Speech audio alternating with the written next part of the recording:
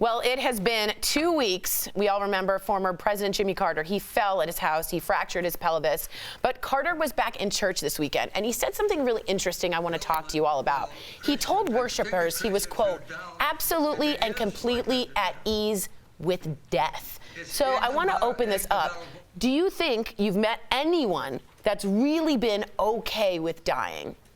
I think people have to deal with it all the time. Lindsay, you weren't here yet, but we did the story about the young boy that passed away from cancer, I believe, at 5 or 6 years old. Yeah. Remember, he left that epic... Captain Underpants, yes, I think. And he said, I'll see you later, Goofs, or something like that, like something Batman and something forever. It was such a sweet letter. But that kid had been thinking about and faced with the prospect of his own death for a couple of years, as long as he could understand life, and so he was comfortable with it. And I think if it's something you think about, just like anything else, you'll be able to come to terms with anything. Right, and I was thinking about if I wanted to share the story, because in May of this year, my grandmother passed. Oh, I'm sorry. And I flew home. They told me last minute, no one wanted to let me know because I lived in Phoenix, that she was passing.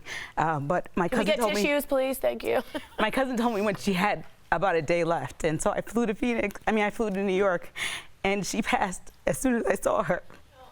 Like, she passed about an hour later. Really? And so I swear she waited for me. So I really do believe people are ready. And she said that to me before, years before she passed, because she was in hospice.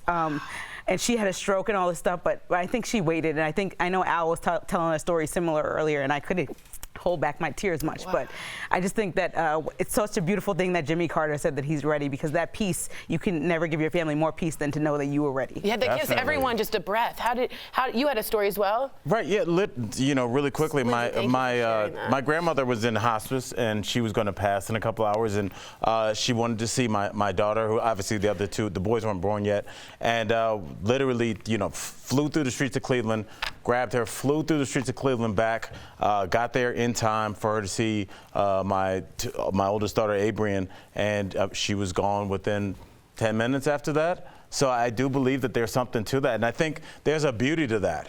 Just being able to sit there and watch your life and pass away like my buddy John Witherspoon did with your friends and family at home. If you got to go out, man, like we all do, that's the way to do it. Wow, it's so inspiring to hear these stories, because in Buddhism, that's the main way to get enlightenment, is to be okay with death, because it's normal and it happens, and you have to get used to that. So beautiful stories, both of you. All right. Thinking of you. Wow. Woo! Someone's chopping at you.